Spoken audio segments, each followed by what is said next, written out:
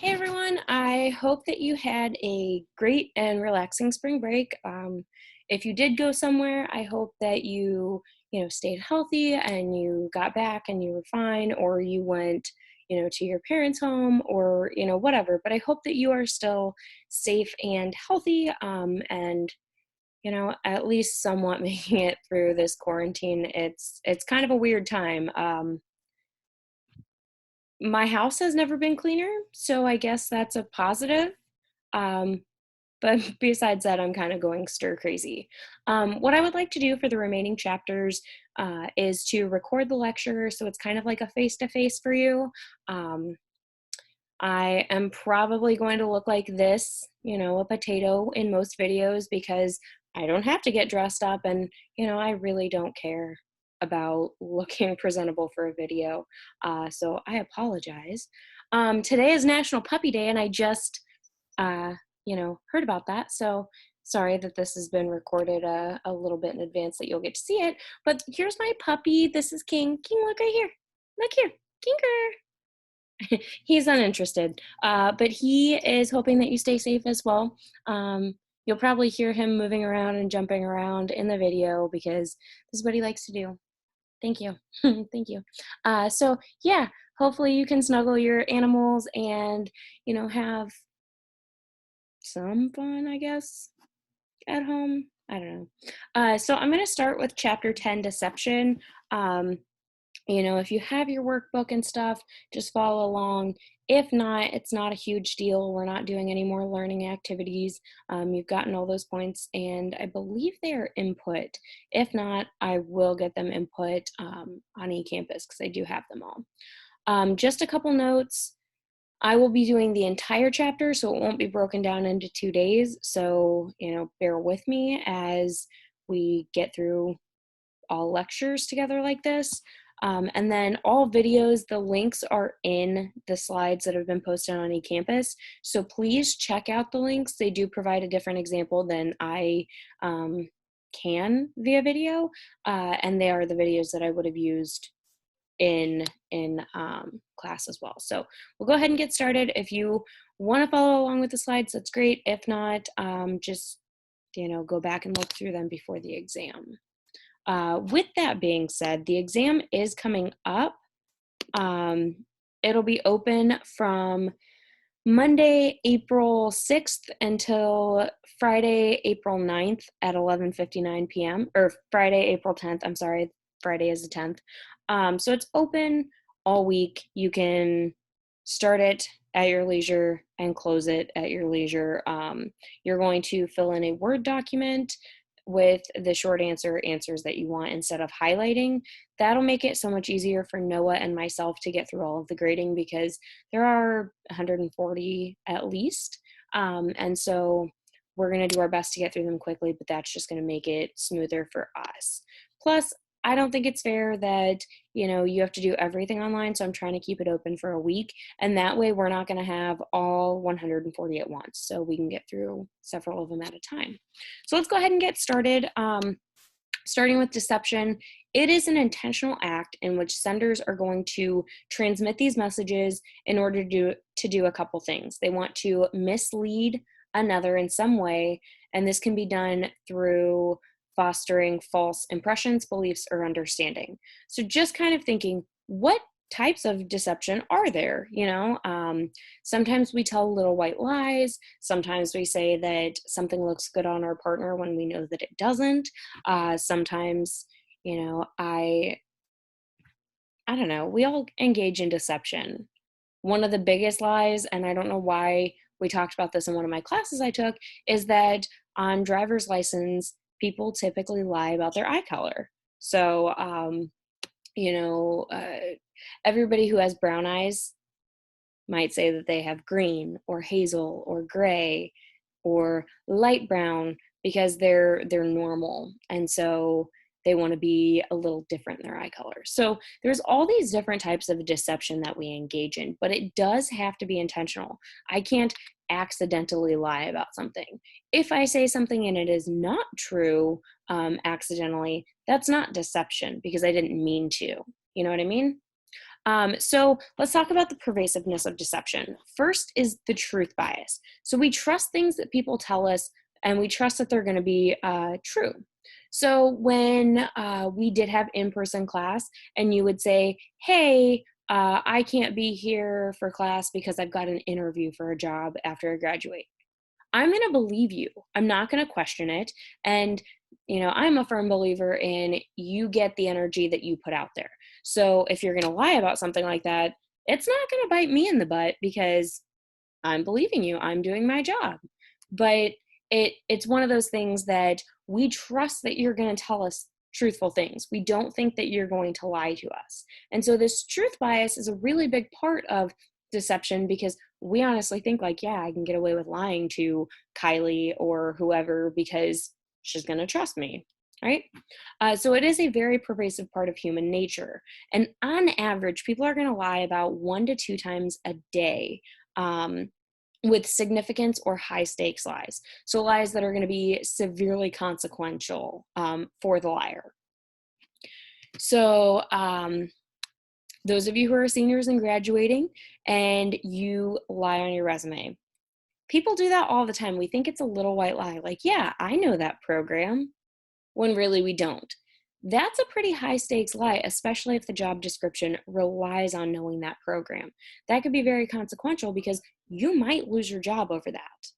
But we're going to tell about 10 to 15 small lies or low stakes lies. So these are exaggerations, flattery, telling your significant other, oh, you are the most beautiful or the most handsome, you're the smartest, right? These are all things that they're pretty low stakes. I might be exaggerating because, maybe you're not the most beautiful or whatever, but I want to flatter you. I want you to feel as though I think that. Okay? So the bottom line is it is a part of everyday life. It is part of human interaction and it's pretty normal. It's not something that, we only do sometimes. We're always engaging in some form of deception, basically. So the nature of deception, there's a multitude of purposes, both positive and negative. So thinking about lying. Lying verbally, we think, okay, it's bad. It's bad. You shouldn't lie. We're taught that from the time we are itty bitty children. But it might not always be bad. So think about a time you got a gift you didn't like. You are 8 years old and you really wanted this cool bike, and instead your parents got you books and clothes and socks and things you really needed, right? Well, I don't want to make my family feel bad. So instead, I say, oh my God, I love these. And you might like the clothes, but is that really what you wanted? Right? So it's not always bad. Or thinking now, I know one of the biggest lies that kind of circulates within my friend group, because we're all getting to the age where we're going to be getting engaged soon and or married soon, hopefully. One of my friends, we were just talking about this. Her boyfriend planned this great big date before the quarantine. And I mean, we all thought he was going to propose. We all did. And then he didn't. And she was like, oh, I love this. I wasn't expecting anything and stuff. And that's a lie. She was expecting a proposal. And so is it bad? I mean, not really, because she still loves him and still wants to be with him. That's a time when lying might be in the gray area. But deception can ruin relationships, right? So it's hard to gain trust once you are caught lying to somebody. Think about your parents. Your mom says, I'm not mad at you. I'm just disappointed in you. It's going to take you a lot to regain my trust, right? But also there's, criminals and terrorists, and those lies are bad, and that ruins relationships. Lies that can get somebody else in trouble. A big one is there was a story about a woman who claimed a man raped her, and he went to prison for it. And then when it came out that the rape allegations were false, I mean, wow, think of even just her interpersonal relationships, day-to-day relationships. How are those people expected to trust her? Think about snowball lies, so lies that lead to one thing after another, and then politicians. This is a big political year, and so thinking about everything that politicians say, I'm gonna do this. No, are you? Right? So nature of deception, it's pretty clear that it happens and there's multiple motives. We talk about some fundamental motives, the first being self-focused. So we want to protect our own image. So we want to maintain our privacy, or we want to seem better than we are, right? So people who post on Snapchat, they're laying in a pile of sand and they go out to Snapchat and they're like, ooh, beach day. That's a lie. That's self-focused. You're not on a beach.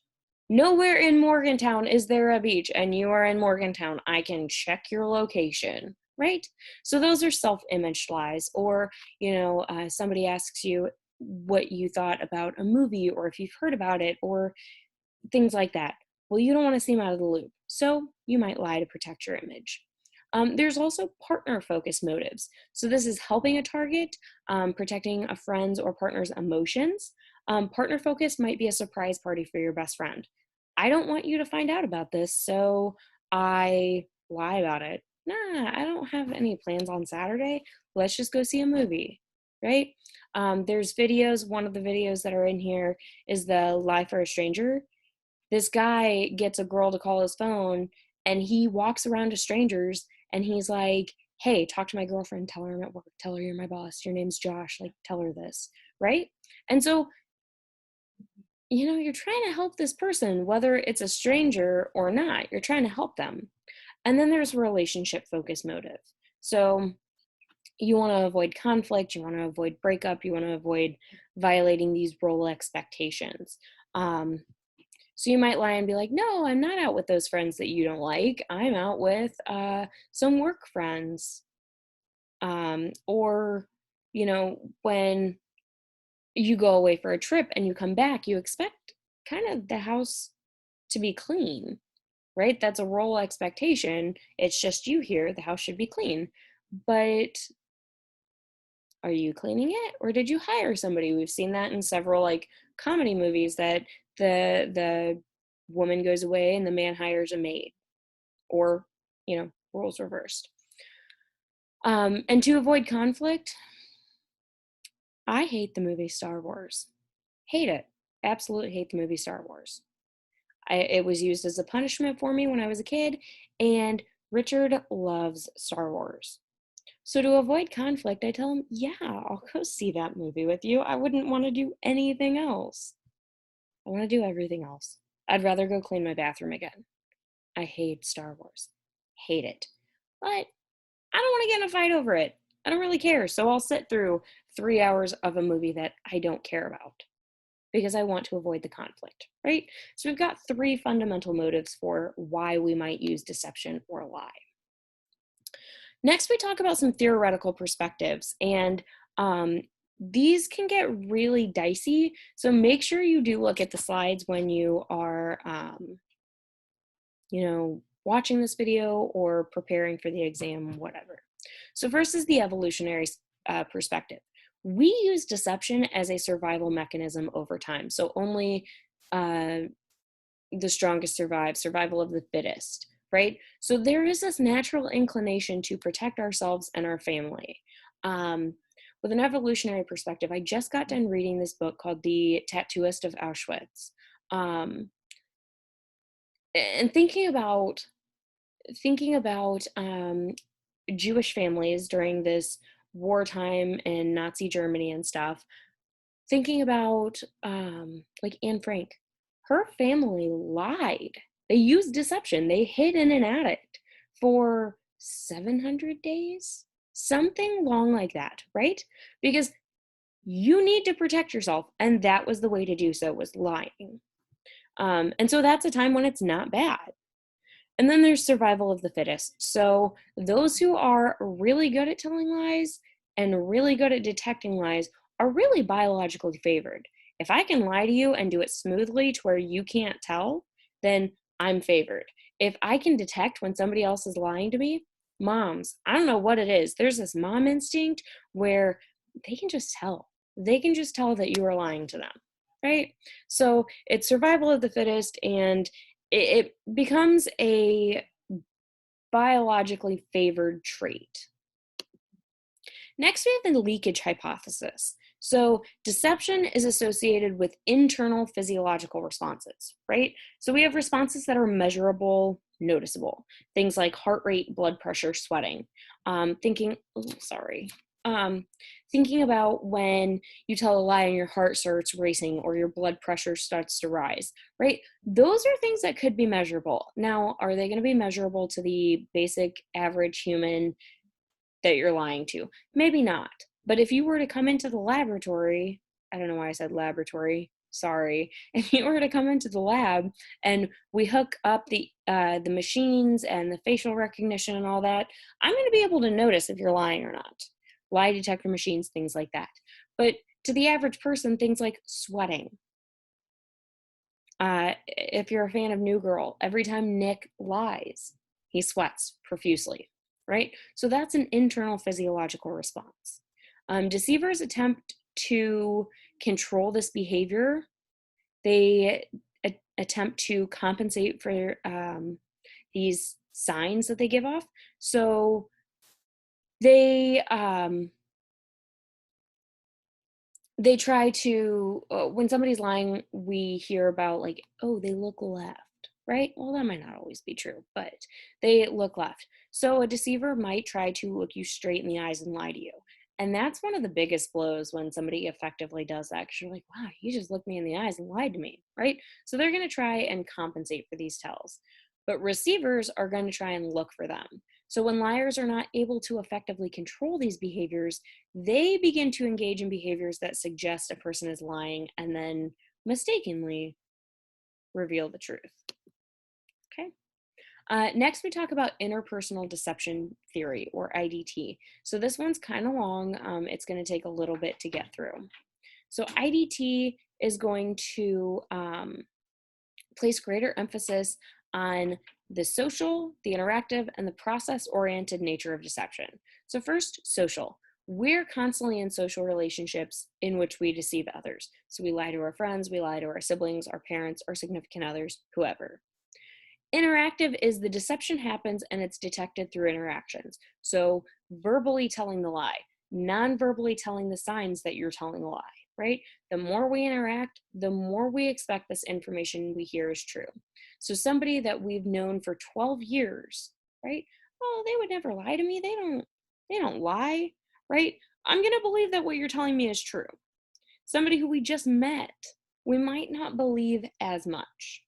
And then process oriented. So there's a diagram on the next slide page.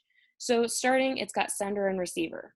So pre-interaction for both of them, what are your familiarity, your goals, or your characteristics and skills? What do you know about the other person? What do you know about yourself, right? The interaction for the sender who is lying, they believe, okay, they think I'm lying. I know they already think I'm lying, right? So they come up with these behaviors that are going to try and counteract, give them a sense that I don't think, hang on a second. Sorry about that. I don't know if there's this weird pause in the video now. My boyfriend is a man-child and got a new Call of Duty game recently. And so he's playing it in his bedroom and all you can hear is yelling. So I apologize about that. I had to get up and shut the door because he's got headphones on. I can't hear me apparently. Maybe that's a lie. Maybe he's trying to deceive me.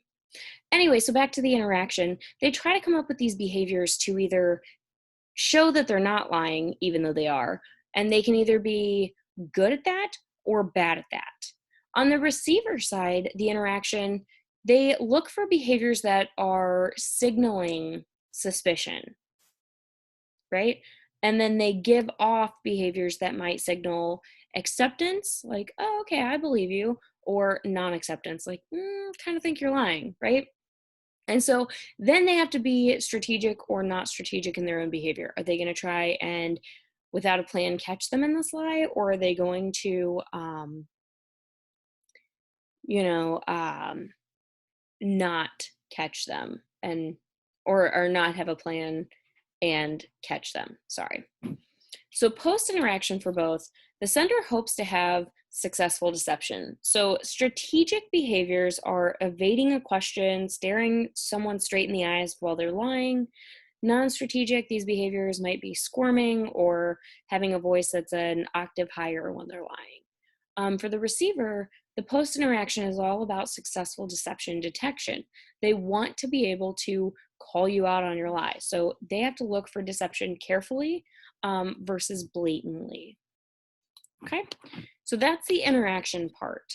So deception does happen in a dynamic interaction between people who have their own relationships, motives, and goals. So in any sort of relationship, whether it's a friendship or a romantic relationship, we have our own motives and goals that we want to accomplish within this relationship. So the more positive the relationship is, the greater expectation for truthfulness. So if I feel like we have a good friendship or a good relationship, right? The more we believe that there's this truthfulness. So going back to my relationship with, y'all, the students, I feel like we've got a pretty good relationship. I mean, we may not be as close as you are with other instructors or anything, but I feel like I can be real with you. I can let all of you know, here's what's going on in my life. If I have to leave or whatever is going on or whatever, right? You expect me to be truthful with you, and I am. But I also expect the same because we do have this positive relationship. I'm not going to believe that you would lie to me about going to an interview or, heaven forbid, a death in the family or a family emergency, right? Because we do have this positive professor-student relationship, okay? So moving forward, the bottom line of IDT is it is a communicative process and it is based on the context of the relationship between the two interactants, right? So each relationship is different. The lies that you tell a significant other are different than what you would tell a family member. So telling your partner, hey, I think that you look great in that dress, right? It's just a little line. I'm gonna not really give off signs because it's such a small white lie that, sorry, it's such a small white lie that, we have a positive relationship. You're not going to pick up on, that. You're going to expect me to be truthful. But other relationships are going to be different, right? So we focus on moves and counter moves from the receiver and the sender that are both strategic or unstrategic, okay? Next, we have self-presentation theory. So deception is often used to bolster our credibility to create this positive impression, right? So these are the little white lies that are typically harder to catch because the body isn't going to betray the liar as much, right? So somebody says like, oh, I love when people play guitar. And you're like, oh my gosh, me too. I'm so good at playing guitar. I don't know how to play guitar. Right? Like there are 2 guitars in my apartment right now. If somebody came over, they'd be like, wow, you play guitar? I'd be like, yeah, if I want them to believe me or like me more or whatever, right? And then we have the motivation impairment effect within SPT, right? So the more a liar wants to succeed, the more they're going to fail. Because you have this higher motivation to be successful in telling this lie, you tend to have more anxiety and you overlook your nonverbal presentations, okay? And the biggest contribution of SPT is that deception is used strategically as a communicative strategy. I'm sorry. I don't know why I'm yawning so much. Also, I don't like recording these lectures. I feel like I have 4 chins in them, so, there's that. So we're using deception strategically. I'm not going to lie about every single thing. I might sprinkle some in here and there in our communication and see how well it goes for me, if I'm good at it and stuff. But then I really use it as a strategy. Okay. And finishing up our theoretical perspectives is the four-factor theory. So deception can produce various signs. The first is attempted control. So deceivers attempt to look or sound truthful, and that can be a clue to deception. So poorly timed gestures, awkward gestures, poorly timed expressions, mismatched nonverbals. So smiling with nervous gestures. If you're a fan of Bob's Burgers, basically everything that Tina is and does, right? Whenever she tries to lie to people, she is very mismatched, awkward, and has poorly timed expressions. Then we have physiological arousal. So this is visible and audible signs of arousal. This might be eye blinking, speech hesitations, or changes in vocal pitch, right? I just watched The Little Mermaid last night, and Sebastian, when he's trying to lie to King Triton, his voice goes up an entire octave, right? And so that's pretty visible and audible. Next, we have displays of emotions. So this is concealing emotions, faking emotions, and this produces leakage. So concealing might be smiling, but you quickly hide it. Micro expressions reveal suppressed emotions. Faking, your fake smiles don't activate the muscles around your eyes. So you're just like, right? But if you're really smiling, that's not how you smile. You get the little crow's feet here and your eyes squint up, right? So displays of emotion, you're either concealing or faking them.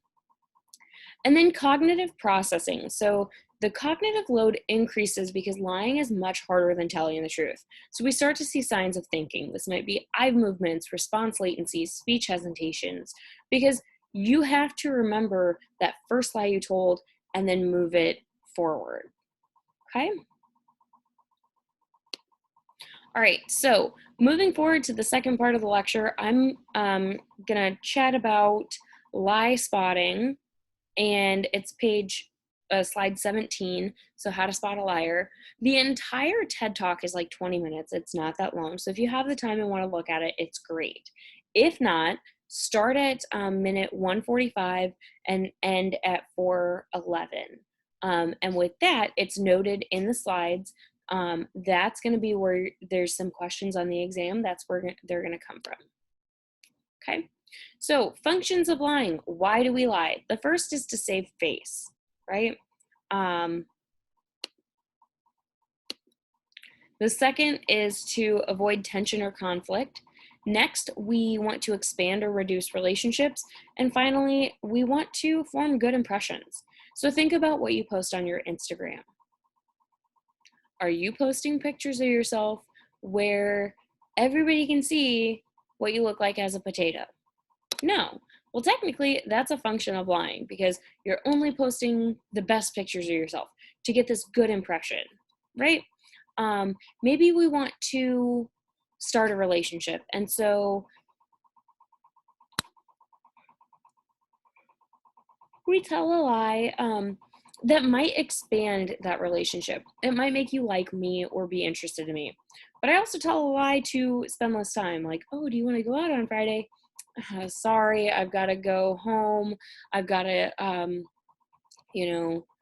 take care of my mom. And, while maybe you do have to take care of your mom, maybe you don't have to all day Friday. So we have lies. We also try to avoid tension or conflict. So I tell you something because I don't want to fight about it. And then finally, to save face, right? I don't want to hurt your feelings. I don't want to make you feel bad. Okay? So there are some factors that influence deception displays. The first being culture. So collectivist cultures value the other face needs more than self face. Individualistic cultures prefer more confrontation. Okay, so maybe since we value the other face, I'm going to fib a little bit or deceive because I want to protect the group as a whole. However, in more individualistic cultures, we do prefer that confrontation. So if I know you're lying to me, I'm going to call you out on lying to me. And then there is age. Sorry, Richard just walked out and he's trying to be super quiet, and it's really funny watching him like tiptoe through the house. Um, so the second is age.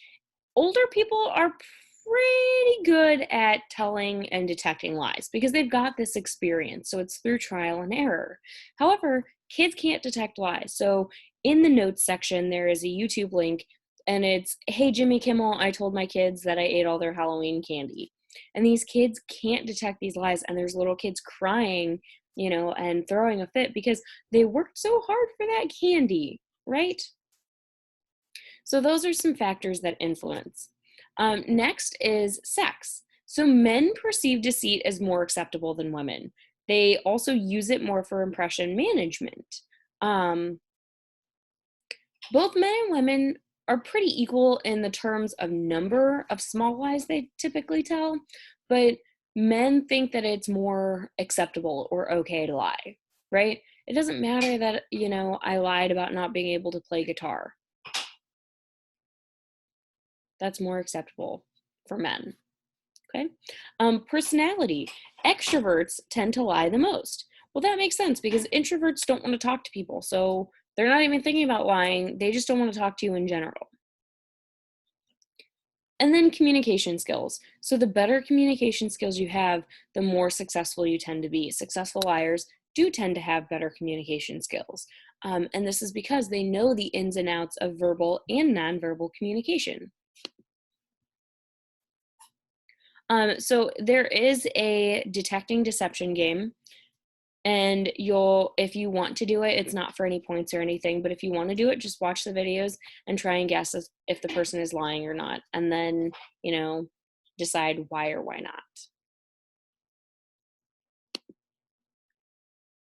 not. Detecting deception. So it is complex and it is a convoluted process.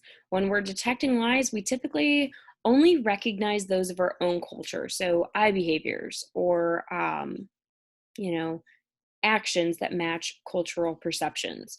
So this is why we have and use software like lie detectors, because everybody thinks that they're such a good liar and such a good detector when really we're not. And even lie detectors are only accurate up to a certain percentage. They're not always correct. Um, Detecting deception also often involves understanding physical and social characteristics. So it often involves understanding physical and social characteristics, knowing what liars look like, but socially also knowing that person. That makes a big difference. How they change based on when they're lying versus when they tell the truth, right? We know how our friends and family act when they're communicating with us normally. So, excuse me, knowing those physical and social characteristics are really important. And then it is one of the most desired social skills in interpersonal relationships. So I want to know if I'm being lied to. I want to know who I can trust, right? So if I know that you are a liar and you're a bad liar, I'm not going to be friends with you or have an interpersonal relationship with you of sorts, right? Um, and then no one behavior is completely indicative of lying, right? So we often say, like, oh, whenever you look to the left, you're telling a lie, right? So when compared to truth tellers, typically liars are going to smile less, have more speech latency or hesitations, and have more errors in the speech. Um, Moving forward to Frank and Svetievas. I never know how to pronounce that, so I'm sorry. It's Svetievas, I think, or Svetieva. I don't know. I'm gonna call it Svetievas. 2013. Bottom line conditions to be met by the lie catcher. So if you are going to try and catch somebody in a lie, first, the stakes must be high enough to produce emotional clues, right? So the deception has to be big enough to produce these behaviors that make us think that you're lying. And so this is really important because telling little white lies often go unnoticed because they don't have big enough stakes. Second, the behaviors must be accessible to the judge. So Are you close enough to see the behaviors? Do you actually know how the person acts when they lie versus when they're telling the truth? Third, the judge must detect these behaviors. So I have to notice the behaviors. You could be giving off all these signs, but if I don't notice these behaviors, I'm not going to think you're lying. And so the um, the receiver, the judge, has to detect these behaviors. And fourth, the judge must correctly interpret the behavior. Many behaviors are going to look like signs of deception, but they could also be something else. Maybe they're anxious over something that's going on in their lives, or maybe they're, just worrisome for some reason. Okay. Deception can also generate emotional responses, though. So, anger, guilt, and unease are really big behaviors that are enacted when people are trying to deceive someone else. So, anger, these are the negative responses to an innocent question. Why are you questioning me? Why would you ask that? Why does that matter? Right? You're snapping at these simple questions. Guilt is looking away for periods of time. When you lie to your parents about breaking a lamp, right? You're not looking directly at them. You might look down, or you might just look down when they're talking to you because you feel bad. You feel bad that you broke the lamp, but you also feel bad that you lied about breaking the lamp. Third is unease. So there are more fidgeting behaviors that happen, more self-adapters that happen. Okay. So you're kind of uneasy about lying about something, especially if you've decepted somebody in a pretty big way. Okay. Moving forward, we talk about stereotypes as well. So many people expect all liars to have a decrease in eye contact. Liars know about the stereotype and therefore might compensate for it. So competent liars are going to avoid the behavior in question. They mask it, they create distraction so it's not seen. And liars consciously make an effort to control these behaviors. So maybe they'll go overboard and have too much eye contact. Okay. So even with polygraphs, people can be taught to control their skin conductivity, so sweating, arousal levels through biofeedback, and relaxation training. There are ways to get around a polygraph test. Lie detector records have several physiological indices: blood pressure, pulse, respiration, skin conductivity. And so a really good liar is going to be able to control all of those. And this is why polygraph tests are inadmissible in court, because they can be wrong in either direction. Okay. Accuracy. We all think that we are really good decoders of deception. I can tell when you're lying to me, right? Really, we're only good about 50% of the time, which are chance levels. It's a flip of a coin if we're going to be able to detect the deception or not. We do tend to be more accurate with people we know, unless they have lied to us before, and then there is skepticism, right? So, my best friend of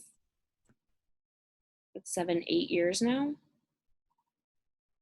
No, 9 years. My best friend of 9 years now. I don't think she's ever lied to me. I've never lied to her. I have no reason to, right? So if she did lie to me, I would probably be pretty accurate with telling, like, I don't think that's true. I've known her for a long time.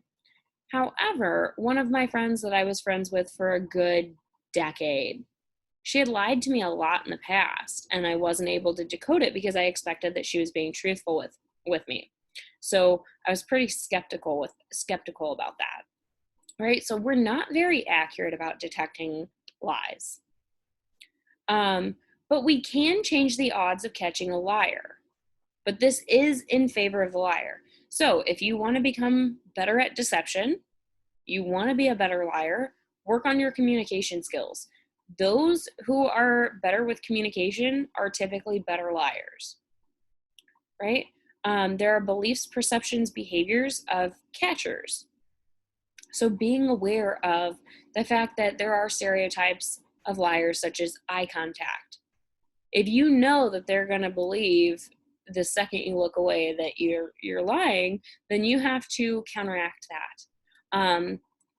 understanding the truth bias, understanding that there's disbelief in the liar, and that produces suspicious behaviors in catchers, so people who are receiving your message.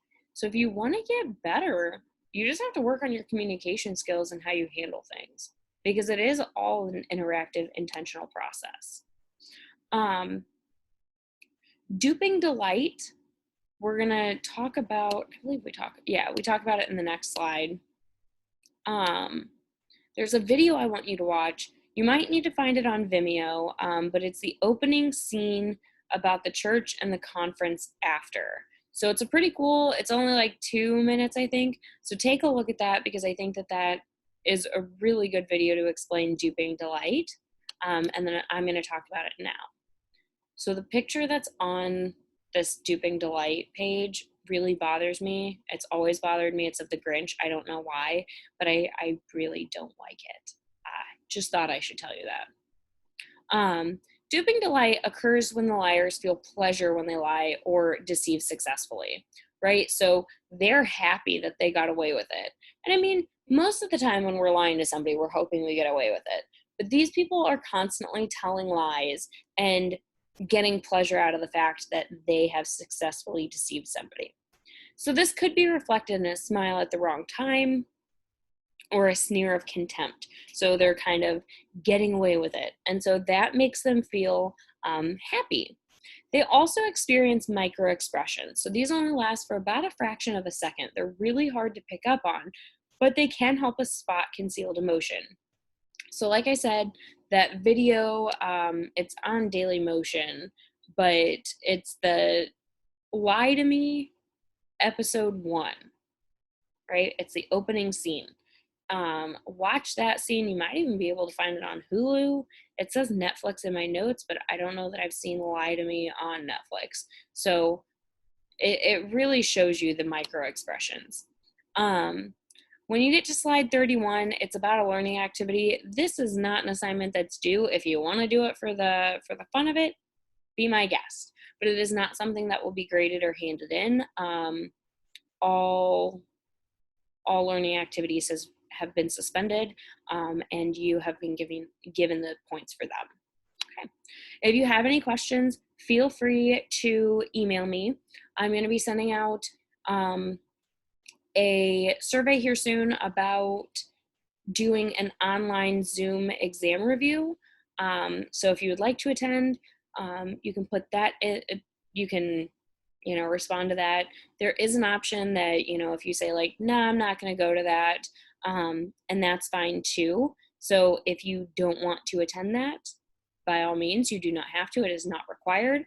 But I did want to host something online, so I'll send that out here soon. If you have any questions about anything that's going on or the exam, some questions can't be understood very easily for email, so feel free to set up a time to video chat with me via Zoom. You will have to download the document or the application, but it's super easy and it works very well. So please let me know if you have anything going on, and I hope you're staying safe out there. Stay home and wash your hands.